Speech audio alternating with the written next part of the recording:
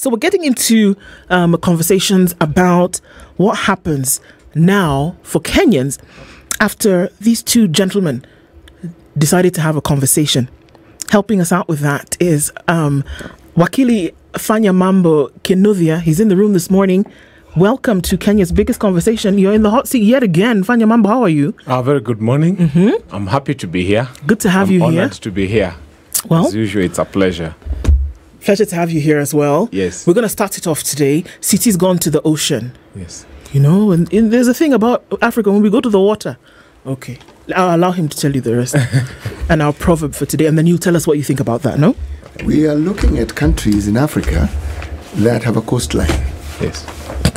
That border the ocean. Now, you know, it's interesting. Africa is bordered by two oceans. Yes. The Atlantic and the Indian Ocean. Indian Ocean. And they meet somewhere at the southernmost tip of South Africa where the two oceans meet. Yes. The details of that one is for tomorrow.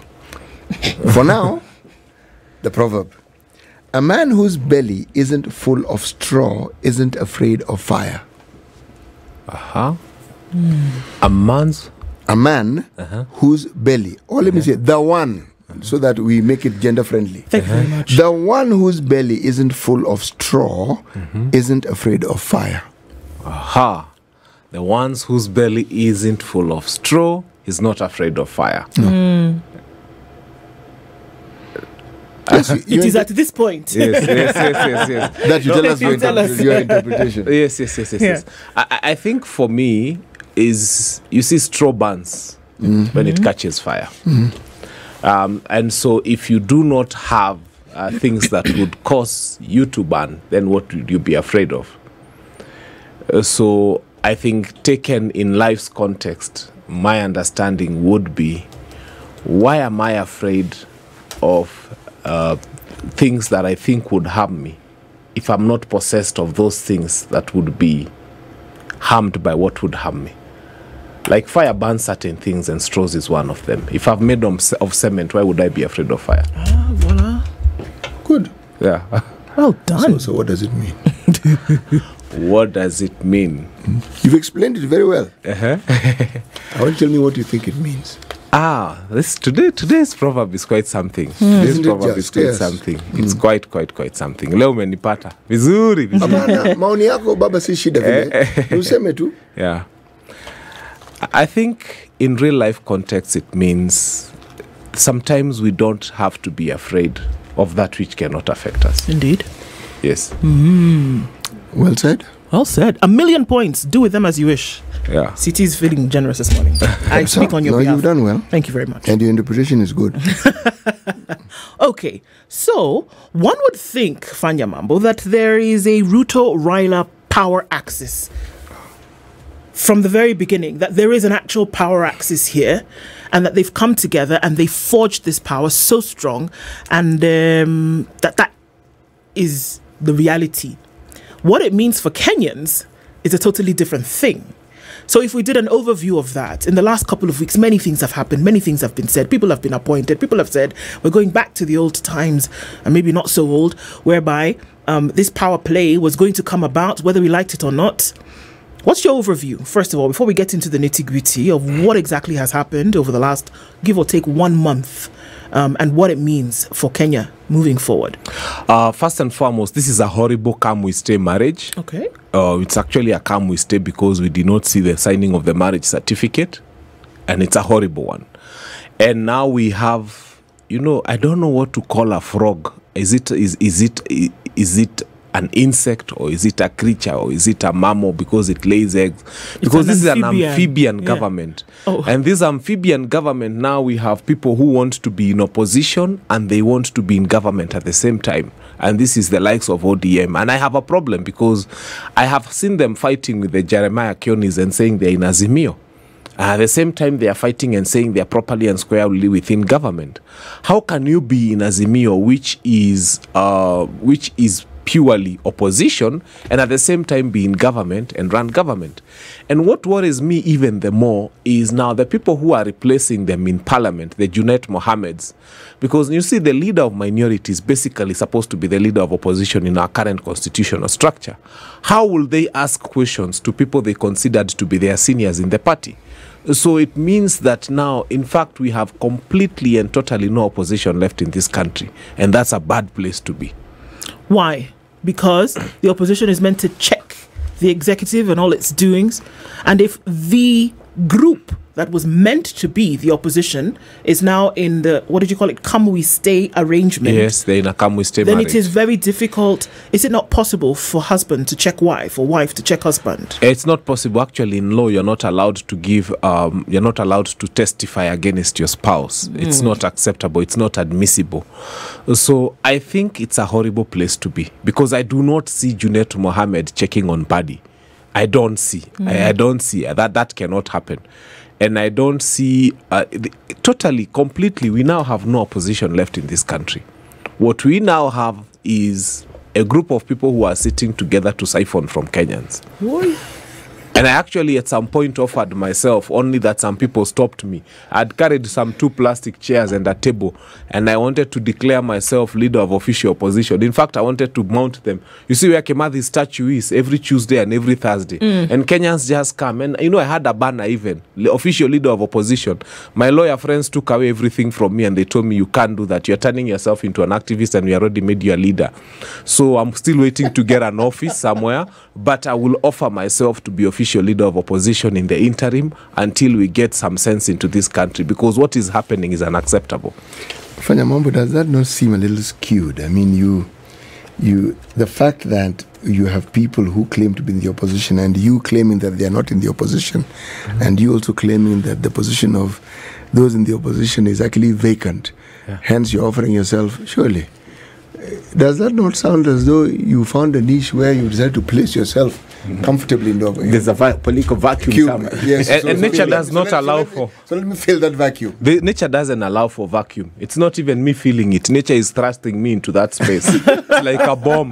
There's displacement and I'm being thrust into And it. you're claiming it. Yes, and I'm accepting it very comfortably and happily and embracing it and saying, I just need a plastic chair, and I already had 2 and a table and an umbrella, and I can do it from anywhere in the streets. As long as Kenyans know when to come, and you just come with any dossier that needs expose, and we'll expose it as long as you have the facts right. Because this is what Kenya needs. You just need someone who's courageous enough to say, this is what is going wrong here. You're saying that those who present themselves as the opposition are not brave enough. Right now, they are brave enough to go into bed with government. That's the only brevity they've shown us. Yes. Yeah, nothing else. There's nothing else. Because right now, I mean, things are wrong. Look, we are looking at a looming teacher strike, in as much as we shall be having that conversation later. And we are being told there's no money to pay teachers. But we have money to print more money. Kenya, hire more people in government and executive there's level. 14 billion available to print more money. Who told them we have a money problem in this country? In fact, I dare submit to everybody in this country that some of the money being held in by politicians in their houses and some rich people in this country, if it was be released, we don't need to print money. Kuna watu wameweka pesa nyingi sana in the billions. I remember there's a guy who died of a plane crash, and in his office alone there was more than 700 million. And of course there are people who we hear are rumored to have safes, and others who have container loads of money. And I thank God Uhuru that time when they phased out the old currency, and so many people lost billions because they used to keep money in the house. I think that bad manners of keeping money in the house has to stop first. We have a lot of currency available in this country. We don't need to print more. Nyinyi mutoe pesa mulete ikuwe in circulation. Yeah. I guess my question would be, why is it when they say they are still in the opposition, you don't believe them? They are saying it themselves. We are still here in the opposition. Where do opposition leaders carry flags? Where do they drive flagged cars and go to State House and sit in cabinet? Have you ever seen an opposition that sits in cabinet? Let's start there. Because this is insanity. Not unless we want to start redefining the opposition. I have never seen an opposition leader who sits in cabinet and drives a flagged car and is provided with an office by the government to... It doesn't happen. They don't sit So in it's cabinet. just based on what you see. That your definition is based on what you see. No, it's based on... You see, I'm a lawyer. And when we went to school, we were taught about separation of powers. We were even taught about... Now, I'm learning things we have never seen in any book anywhere. I mean, you can imagine the Democrats waking up one day and they are in bed with the... what do you call these guys? The Republicans. And some of the Republicans are ministers in our Democrats' cabinet. That nonsense doesn't happen anywhere other than in Kenya. Yes. Bipartisanship. But surely, Ken is asking a question. Yeah. I think respond to Ken's question. Bipartisanship. When you mention Republicans and Democrats, in fact, the first year of Barack Obama, we saw this happening. Yes. He tried to reach out to have a government, a bipartisan government. Yes. He was seeking their hand in everything until he realized it's not working. But also, your position presupposes that Raila Odinga is the opposition leader and opposition is Raila Odinga. If Raila Odinga ceases to be in the opposition, there's no position, and then there is a vacuum. Now, Kinuthia wants to fill it. No, it doesn't presuppose that he's the opposition leader. Yeah. But there's a party that has got a minority and it's recognized in parliament. And actually, they said the leader of minority is one, this funny guy who's just left his seat as member of parliament. And I am happy to forget his name every time because then it helps us as a country because we need to forget such people. And now the leader of minority has left. Maybe OP or something. One was somewhere. That one. The one who is now CS Energy. I don't want to remember the docket he's holding. No. And I'm not trying to forget because I want Kenyans to forget these people. Because we need to forget such people who take us to such heights. So this is the officially recognized leader of minority according to our constitution. Is saying that I'm no longer leading the minority and joining the Kenya Kwanza. Is it? And now they are siphoning the country together. It's not acceptable. Fanya Mambo. Yeah. What do you understand by the term coalition?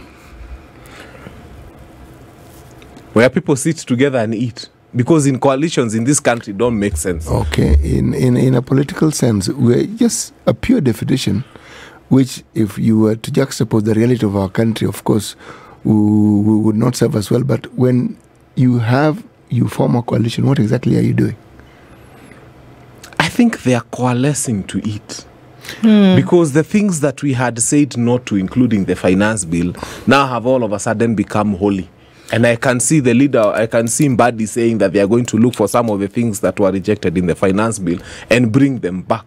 So they are coalescing to eat. Let's look at this historically, shall we? Yeah. Every time a coalition has been formed in this country, it has been after there's been some sort of conflict, right? Yes. Or there has been some sort of dissonance when it came to governorship, usually after an election. Yes.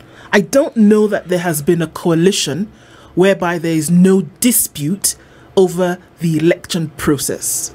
Correct me if I'm wrong. In Kenya, at least. Right. All right? So 2007, 2008, after the post-election violence, is probably when we saw one of the most memorable coalitions come about. Yes. Probably one of the most memorable ones, okay? We saw, CORD, we saw then coming together, then we saw the formation of, there was a Rainbow Coalition prior to that.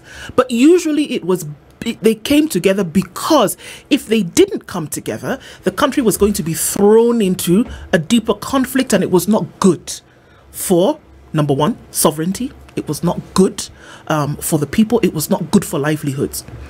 So when we saw coalitions come about, it was to avert a particular situation. But what I'm hearing you say is that coalitions have been formed in this country so that political cronies can come together and put on their bibs and eat from this pot of Kenya's resources. Where does the other side of coalition making come into play to avert essentially national crises? I'll explain to you. We don't have a national crisis when we have language.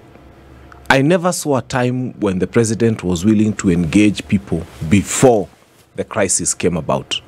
Every time it was, nitawakalia ngumu, wataniona, We will not allow, we will not shake hands, we will not move. I have always said every war that was ever won in the world, including the First and the Second World War, they were won with pens, not with guns and knives and weapons and batons and this nonsense we are seeing on the streets. This country can be built and this country can be brought together by conversations before we even have those. The problem we had is that we had people on one side saying, oh, we are shareholders, and others saying, oh, we cannot shake their hands. If I shake their hands, I'll remove something I wear elsewhere and put it on the head. They said all sorts of stupid things. And that is what brought about the crisis. But I can tell you, if I was president of this Republic of Kenya, this nonsense of using batons and weapons and tear gas would come to an end, because there's language and we can always have a conversation about very many things as a country. So that time they were saying the price of unga was high, the price of fuel was high, and someone was saying nitawakalia ngumu. So it wasn't making sense. We would have had conversations and these would have been averted. Are you aware that the very thing you've said was said by the gentleman who's currently our president when he was campaigning? Everything that you've said, extrajudicial killing, abductions, everything that we said was abhorrent to us, he swore that it would not happen. Yes. The consequence, we've seen it in abundance, greater abundance than we saw it even before. And in this case, you are talking about young people who evidently were not harming anybody. All they were doing was saying, enough is enough. 60 Kenyans later, dead that is, here we are, against a backdrop of promises similar to the one that you're saying you will not. I am of this view that these promises people make in earnest are made when they're not fully cognizant of what it means to sit on that seat that they've wanted. Because when they sit there, something seems to change. A certain reality that... Reality check. Yes. A certain reality that they had hitherto not considered comes knocking, and it's persistent in its knocking, and they have no option but to adhere to that knocking. I think the supplier of tear gas is their friend. And maybe they needed to issue that tender to them to supply more tear gas. But on a very serious note, first and foremost, this government coalition that has been formed is not a coalition to deliver anything to Kenyans. It is a coalition to deliver the 2027 election results in favor of William Samoei Arap Ruto. He's just put together a campaign machine for himself. And the reason I'm saying that is he has said, one, I don't need Mount Kenya in my next arithmetic. He has said this? Yes. By action. Not expressly. Not expressly. Not expressly. And I'll tell you how. He comes and looks at the coastal region and says, who's the best at the coast in terms of mobilization? Who is the most charismatic? Who can deliver coast if the coast needed to be delivered? He says Ali Hassan Joho. He goes to Western Province and says Western has got two axes. The first one is the Bungoma axis, and the second one is the Kakamega axis. The Bungoma axis is another story because there's George Natembeya doing Tawe and everything else. But the Kakamega axis, the one person who has always consistently delivered to Raila and is promising to deliver is Wycliffe Ambetsa Oparanya. And so he picks Oparanya. And he goes in every other place where he's looking for strong people to deliver regions that he believed he didn't have.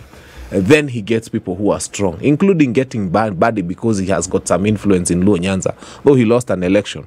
But then he comes to Mount Kenya, and the people he appoints to his cabinet from Mount Kenya are people who cannot marshal 200 people to a meeting of a cattle dip if there was need to have 200 people together. Some people whose name we didn't even know, and those we knew, like our one minister for whatever, she's retiring. She's now at a place where she's retiring. She cannot mobilize Mount Kenya, just to make sure that there's no unifying factor for Mount Kenya, because it's a big block of votes, and to make sure that from those other regions he gets people who can unite and bring enough votes for him in those regions.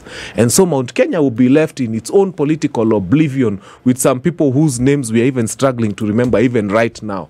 And those ones are the ones who are being given cabinet posts. Now, at Mount Kenya, Munadanganya, you're being told, oh, you see, you have 7. 7 what? Slots of what? Where was Munya when they were appointing Joho? They didn't remember Munya. They didn't remember big people like Motahi Kagwe. They didn't remember such names in Mount Kenya. They come to remember names of novices in politics. So and that's the problem. So do you think, okay, I mean, I think I know the answer already, but let me open it up like this. So do you think that all of what we saw, or what we've seen that currently is the case, was divvying up the power to then foster support for the next rounds of elections that are coming up. Park that. We saw the protest that took place for easily a month in the country, and this is what we get as an answer to that. Does it solve that problem? Does this now new brand spanking marriage between whomever and whomever, does it sort out the issue that we saw that was taken to the streets the other day? Or are you saying that that was just kind of put on the back shelf? Okay, people have protested, they're done, they're out of steam, put them over there. What I'm looking for is support for 2027. So let me bring in my long-time political rivals. Let's all be on the same page so that they can catapult me to 2027. Is that what you're saying? I think you don't understand the person of the president that we have in power today. Okay. He had already started campaigning for 2027 until Gen Zs rudely interrupted him. And he found it as a very rude interruption to his campaign. And he was wondering what is wrong with these young people. I'm already trying to campaign again for 2027 and they are coming. And he was launching very many projects. And I thank God for the young man who is doing whatever he's doing about those projects. But here comes the thing. Immediately, you are done and he starts appointing cabinet. He asks himself, what do I want? And the answer is he wants re-election. Who do I need to be re-elected? And he gets the people he needs to be re-elected. As to whether you care about finance bill or all those other problems we are talking about, that's none of his concerns. His primary concern is, am I going to be re-elected in 2027? And where do I feel weak? And whom do I need to fill the basket of votes? And he's working on that. And in this country, everybody is waking up and working on their own agenda. Even you woke up and you said, my agenda this week is this particular thing. Teachers are working on their own agenda. So everybody is on their own in this country. You wake up and do that which makes you happy. Fanya Mambo Kinuthia is our guest this hour. And we're looking at the Ruto-Raila power axis and what it actually means for Kenyans. CT, you had a question as we're going to. Well, you know, I like the way Fanya Mambo has analyzed the situation as he sees. And he has labeled our president the party killer, the person who destroys other parties. It's a narrative that I actually find to be false. Because it isn't as though he goes around putting a gun to people's head and saying, you must join my party. Those people join willingly. Which tells you that every political party we have in this country is not a political party, it's a business entity, it's a business unit. It's where people conduct business. Our politics is business, purely business. Because if it were a party, let me inverse it. All right? Look at a business entity like, say, a bank. Banks have a clear understanding of the relationship they have with their customers. And they will tell you what they can do for you, what they can offer you, and how they will offer it, and on what terms, and the details are there. And all you need to do is to go to a bank, and you will find that the things that they tell you are the things that actually happen. Now, political parties have a manifesto. All of them. And in that manifesto, they outline for you what they're going to do. You very rarely see any of those things that they promise getting done. Very rarely. And yet, at the heart of it is that the economy that they're purporting to want to lead will be a better place for people to live in. Better means economically it will be better, basic needs will be met, and the citizens will at least feel that their lives are being taken care of. There'll be security and everything else. That doesn't happen. Beyond the words that we keep hearing, why I call it a business is, every time you look at our politicians and the way they go about their lives definitely keep getting better monetarily. They get wealthier and wealthier and wealthier. So when one talks about a party, when one talks about governance, I think I would be of the view that I will ask, which of these business managers, because that's what these political leaders are, which of these business leaders is able to manage this country better than the other? And I would not look at the promises, I would look at the ability to actually manage. How do these people conduct business? Because that is what our politics is. It's not anything else. It's a business. And all our political parties are business entities. I think picking it up from there, the first thing I think is that ODM seriously owes Jalango an apology. The what? The ODM party. Okay. They owe Jalas an apology. Please, in fact, the first thing they need to do is, Sifuna, where are you? You are the people who were saying you're going to discipline the Jalango. I think Jalango saw things before you did. He chose to work with government. And they really castigated him for that, and they told him, you cannot work with government, you cannot continue. Okay, Kenya Kwanza administration is horrible, it's a bad place to be, you can't work with them. So Jalango had actually to withdraw and start pulling back. Even he voted no for the finance bill.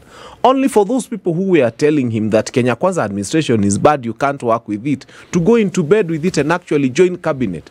I mean, some of the people are the party leaders, Akina John Badi, who were telling Jalango, we are going to discipline you and you'll go through disciplinary organs of the party. So what were they disturbing Jalango for? They need to pay him, they need to compensate him, they need to hug him for having seen where they are going. I mean, he got there before them. They were just jealous that he got there before them. The problem is not Jalango going to the government, but going alone to the government and leaving the rest of the... Does it matter? It looks like it's it a matters. principle. It Look looks here. like it matters. You cannot come and tell us that Ruto is bad and his administration is bad and that his administration is horrible. And that so if one person joins that bad administration, that person is bad. But if we all join the bad administration, then it is okay. Then talk to us about political sanity. One, as a lawyer. Two, as an aspiring politician. You're going to be in a party if you're not going to be an independent candidate. How would you want your party to behave? How would you want your party to look at that time that you don't form a government and you're in a minority party and you'd really wish to work for your party? How do you want your party to behave? Flip the coin and become the Jalango and your party that will sponsor you wherever you run becomes your party sponsor then, and then they want this political sanity and you live alone to distort all that. So as a lawyer, explain to us that, and then also as a politician, explain to us how you'd want your party at that time to behave. I think I want a party that does not wake up and say that you're a bad person, and then after 3 weeks when you make me an offer, you're a good person. If I start as a political party saying that so-and-so is incapable of running a government, let us stick to that narrative for the 5 years. That's the principle. I stuck with Jubilee even when it lost elections. I had the option of moving to Kenya Kwanza. And of course, with the many media shows I've been doing, how many offers do you think we've gotten? Just to be told, come here, we'll make you this, speak on behalf of... And I'm not interested. I don't want. We have to be people who have a spine. We have to be people who have, who are able to make decisions that are meaningful. You cannot wake up one day and say Kenya Kwanza is bad, and then the following day you come and say now Kenya Kwanza has become good. Even the voters are confused. Can you imagine how many bloggers were online fighting Ruto on the side of ODM, and now they are being told, now we're in government, can you stop now fighting the president? Change your narrative. It's confusing. Talk to me about an individual, you. Yes. And political sanity. Forget about that, because we understand even before ODM started working with Kenya Kwanza, there was a parliamentary group meeting that was convened at JOF, Jaramogi Oginga Odinga Foundation, and they ratified that decision. Although the other Azimio principals say that they were not informed. They came to learn about it in the media and they were called to be told of that decision. Right? At the end of the day, there has to be political sanity. I think you don't understand how that thing happened. The relationship between Raila Odinga and William Ruto can be compared to a man who was given a post-dated check. And he was told, I want you to bank this check after next week when I come from Dubai. So Raila Odinga wrote a check. It had 4 names of the people who are in cabinet right now. And he told William Ruto, I'm giving you this post-dated check. And I want to go to Dubai. And when I come back from Dubai, you're going to bank this check. The minute Raila took to the skies, hata hakuwa amefika Somalia, William Ruto went and banked the check. And so in the morning, Raila Odinga is being told, your people are already in government, they've been appointed. I think they had thought of a more structured way to have that conversation before these people were announced. But our president, being the person he is a very good politician. He banked the check. And Raila was getting a notification on his phone, your account has been debited with 4 names. Money has left your account. Okay. You actually believe what you're saying? Yes, I do. Yes, I believe that is what happened? Yes. And I can tell you for free, that still the arrangement is bad. And this marriage will not last long. This will be, you remember the merger, it will be equivalent of the same. By the time Raila Amolo Odinga is going to leave, he's going to live with half of that government. He will live with more. The way he left with Saitotis, he's done it before, and this is just history going to repeat himself. Okay. He's going to leave this government with more people, and he's going to leave this government wounded. But you are the same person who's told us that William Ruto effectively has sorted out his 2027 election In or his re-election. imagination. No, you didn't talk about imagination. I'll explain why. You made a point of fact from where you sit. Yes. So suddenly, it will not work, and Raila Odinga is going to leave. So I'll tell you why. Stand? I'll Where tell do you why stand? it will not work. Yes. From where they sit in their generation, they have been talking of blocks, the Western vote, the Nyanza vote, I don't know, Kisii vote. And now the millennials and Gen Zs are reminding them that the people between the age of 18 and 40 on the IEBC voter register are 16 million. That we who are between 18 and 40 are 16 million on that voter register, the IEBC voter register. And whether you register more or not, we have 16 million votes that we are not going to cast based on our tribes and based on where we come from. So as you make your tribal arithmetic, the people between 18 and 40, who are 16 million of them, have decided that they are not going to vote on tribal lines. And that's why you see when a young man from Kisii region wakes up and starts pointing fingers at how projects are being launched left, right, and center, he finds support. People are now looking for a person they can believe in, a person who they think can fulfill their promises. And I can tell you, the whole political class in 2027 is probably all going home. Don't ask me who will replace them. But Kenyans are saying they would rather vote for someone who's never been seen on the scene than return these people. But I have to ask, and for me, I mean, it's no secret that I'm always going to ask about what happens to the people, because the imagination is that when people go to the vote, what they're looking for is somebody who will be given the reins of power to govern over a people and its resources in a way that is going to benefit their livelihoods and benefit the country as a whole. That is by the time you're going to vote, you're going to say, maybe this person is going to do it better. Maybe somebody's going to bring about something that is actually going to lurch us forward, right? Yeah. What happens to them? It seems to be that is never the center of conversation, which for me, the people should be at the center of governance. It doesn't matter how you look at it, doesn't matter how thin you slice it, it doesn't matter. That the problems that we are looking at today, I mean, just look at the front pages that we're talking about today. Education, in a crisis. Health, let's not even go there. Infrastructure in the country, we're being told by people that money that was spent for projects all over the place, nowhere. Those are the realities. Just the other week, last week, we had a conversation about how we're going into the drier months. What's being done to ensure that people will have food, sustained resources over time. So while we focus on this power axis, that people's egos have been well oiled and you're getting into this new marriage and etc., one would think that the direct benefactors of that marriage would be the people of Kenya and that things are going to be better. But I mean, from what the picture that you're painting, it is clear that Kenyans' desires, Kenyans' needs do not feature here whatsoever. Should we focus on that, or should we focus on the demand for citizen-centered governance? Kenyans told me the other day that Raila Amolo Odinga in his manifesto had promised people that if he became president, he would give 6,000 shillings a month. So they were saying he's got maybe a third of government. So why can't they start giving 2,000 shillings at least to the Kenyans instead of the 6,000 first, so that we see? The Kenya Kwanza manifesto was clear. It was the simplest manifesto I've ever come across in the whole world. Hatupangwingwi. So that is amorphous. It can mean anything from we will give you a horrible finance bill to we will beat you up to you will find bodies anywhere. It could be anything. It could be anything. Hatupangwingwi. So when you combine Hatupangwingwi with a diminishing 6,000, I think hata wakifanya 2,000 shillings, Kenyans will be happy. There is nothing about Kenyans in this whole scenario. That is the unfortunate Kenyans don't thing. feature here? Where do you see them featuring? Okay. Have you had, because if they were... I do see them featuring. I do see them featuring in the protests. I do see them featuring in saying enough is enough. The narrative that we are looking for a certain type of person must also cease. Because that person doesn't exist. I am here. No, you don't.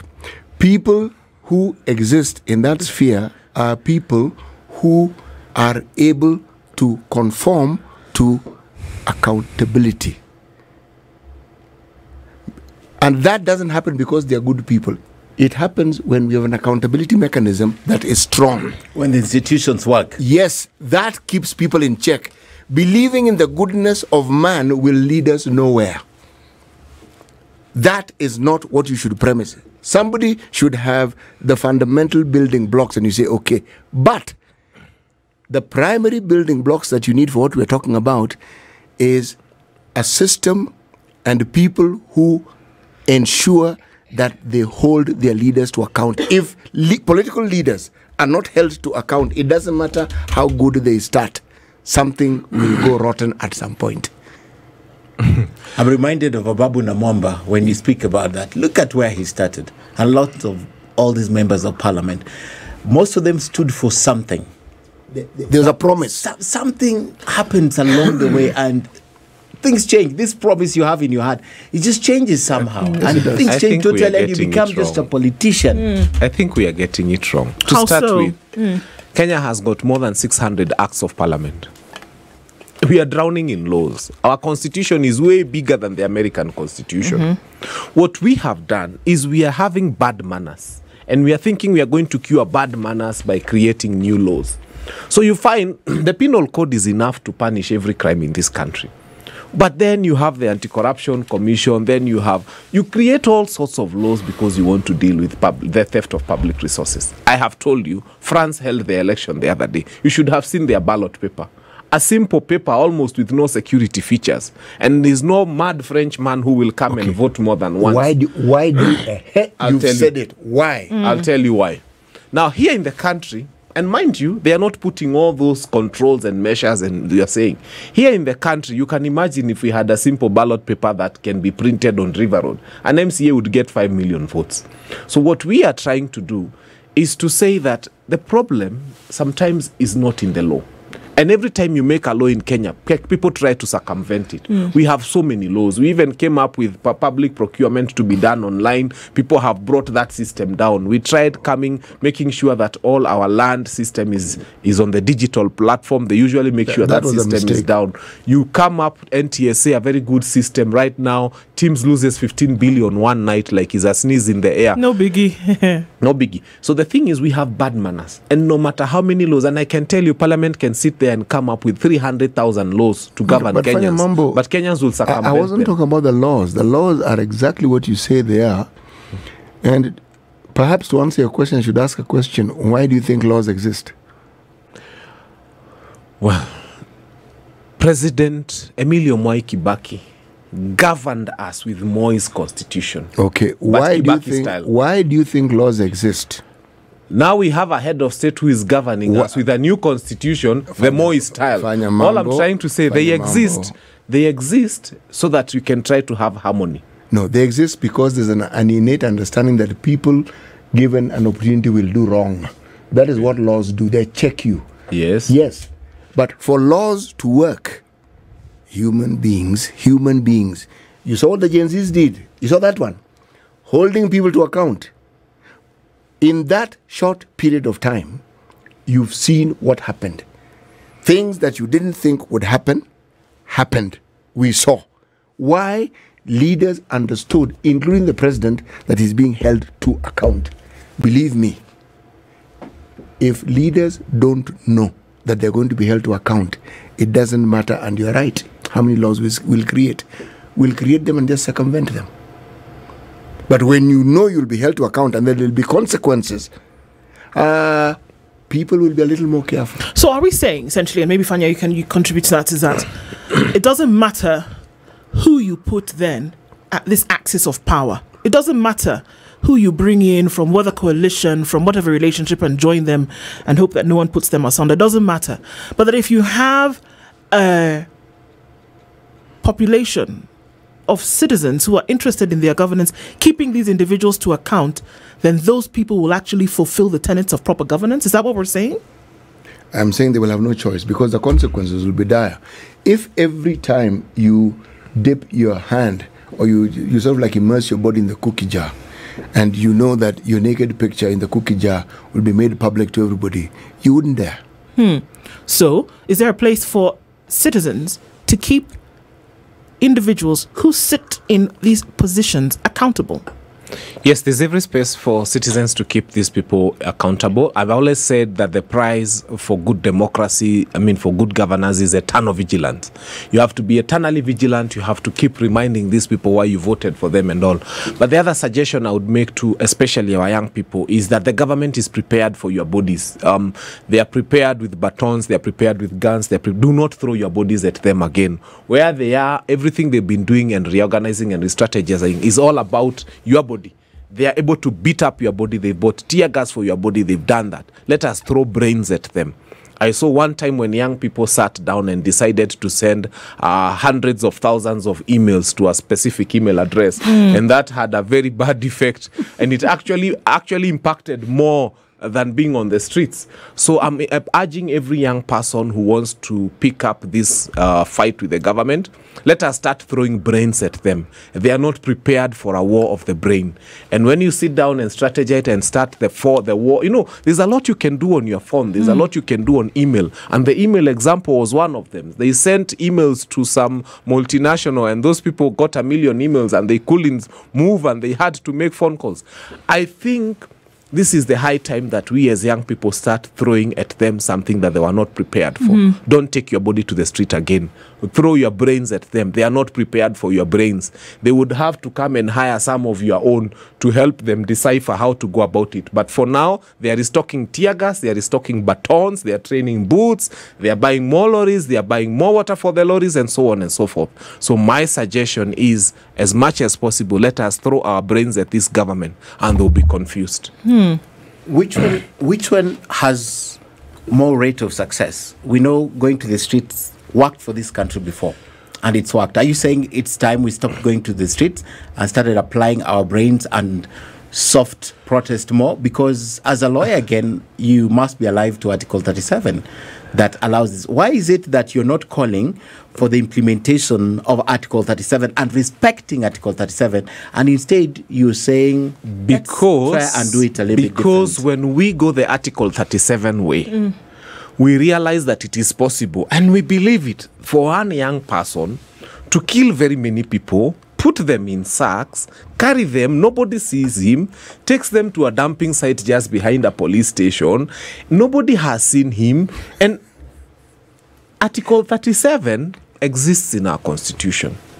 But when you see the kind of bodies that we saw in the areas that we saw, and when we talk of people who up to date are still missing their loved ones from Rongai and Githurai, I would hesitate to send any young person to the street. I have told you, if you listen to any young person and who was involved in the email sending, Nakutuma Salamu ya one bob, they saw how effective that was. I remember just the other day, Senator Ledama Olekina came to Parliament and said he has been sent 300 shillings, one bob. And for the first time, a person who was hell-bent on saving governors who had been impeached was saying it is counties that impeach people. Here is Senate, we just come to help them. So what are we saying? That this other method is appearing to work more. I am coming from a constituency where my member of parliament cannot now step foot in Dagoretti South, KJ, because of things he said in parliament, and because every time he tries to come, he's getting messages on his phone. Right. So I'm telling Kenyans that yes, Article 37 is there, but I am deeply worried when I see that up to date, that site, you remember the following day it was closed down and it was burnt down. We are yet to know how many bodies were there. So I will not send any young person to the street today. I will tell them they are not prepared for your brain. So engage them with your brain, they will be surprised. So the how of how that should happen, essentially, then I think is important for us to look at. What are we saying? That continue to use the mechanisms of your brain. What are we saying? Send messages to your member of parliament, to your MCA, to your governor. Send messages to your president. Or are we saying let them know that we are watching and that what we expect you to do is to do your job and to do the right thing because we're holding you accountable. What is the nature of this? How? Can you imagine Salasia waking up one day and saying he has received 39,000 shillings in the form of 1 shilling, 1 shilling, 1 shilling because of finance bill, and going and actually voting against finance bill? It tells you how effective some of these methods are. Because then it isolates the person that you target, and they know that they have an individual responsibility. Because the problem is, when they go to parliament, they become collective and they start thinking of parliament and saying, we are going to vote this particular way. But when someone knows there is eternal pressure coming from where he comes from, and there's a chance that he may not go home and have peace, that person now begins to think as an individual and begins to represent the wishes of his own people. And messages and emails is not the only way. Right. I'm only saying if we sit down and engage our brains, there is a way in which this government will be like, wait, we were prepared with tear gas canisters. These guys have come with something different, and it is causing us confusion. You believe it's a language they'll understand? They are understanding. It's already proven that they are understanding it. It's already been proven that they are afraid of it. As late as Kawira Mwangaza's impeachment, right? It's already been proven that a senator will come and say, wait a minute, before I vote, I have received 300 shillings. 1 bob, 1 bob, 1 bob. Of people from Meru telling me, boss, this is not the direction you're going to go. Indeed. Yes. A good place to end on this morning. Thank you very much, Fanya Mambo Kinuthia, for being here this morning. I think that these are very important insights that need to be out in the open, regardless. Governance is important. We talk about the sovereignty of nations, the sovereignty of people, I think also comes into play. Thank you for being in the hot seat this morning. This is the Situation Room, the only way to start your day.